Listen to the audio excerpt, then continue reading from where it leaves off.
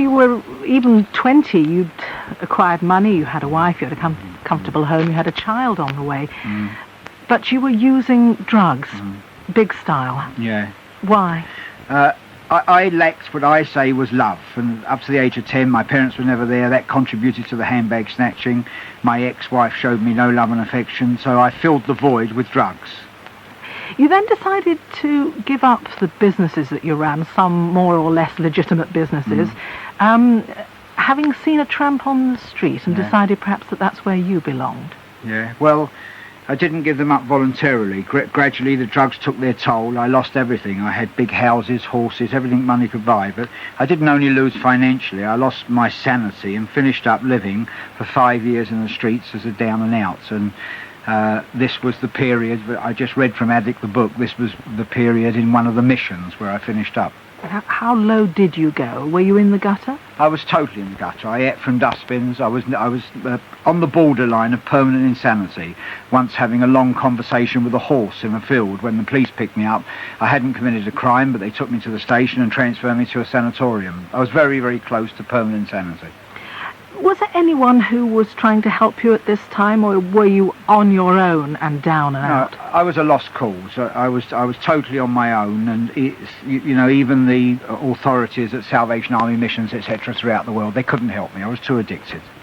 But then you met someone rather special. Yeah, when all hope was totally gone, and it looked like I'd have a wet brain or just die, a young German tourist who was 24 at the time stopped and spoke to me in the street. Why she spoke to me I'll never know, but she did, and apparently, I can't remember this, but I cried my eyes out for 10 minutes, and at the end of it she stuffed her Munich address in my top pocket. And I don't want to spoil Addict the book or Addict the film for people, but the end line is known throughout the media that we fell in love, lived happily ever after, and have now got 2 teenage sons. But that's to cut a long story short, Yeah. Because in fact you didn't immediately manage to get off the drugs and the drink. I mean, No. They were still dominating your life. You're talking about vast quantities of these Vast substances. quantities. But after I'd met my wife-to-be, if you like, in the street, I wanted to stop. And it was me that presented myself at a psychiatric unit in London and begged them to take me in to try and treat me for addiction, which they did.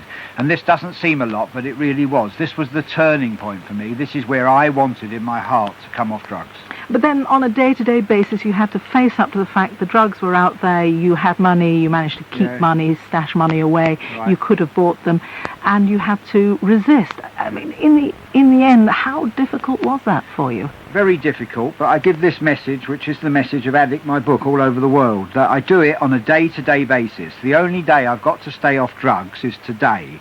I haven't got to stay off drugs tomorrow, so until 12 o'clock tonight, I don't take a drug, and that's what I do. Day by day by day, I don't take drugs. So what sort of a life have you made for yourself now? I'm a very blessed man. God looked down and shined on me. I've got a wife, 2 wonderful sons, Julian and Oliver, aged 13 and 14. I develop property. Financially, I'm very wealthy, but more important than that, I slowly refound my sanity. I work with addicts and alcoholics, both here in Germany and more and more in England.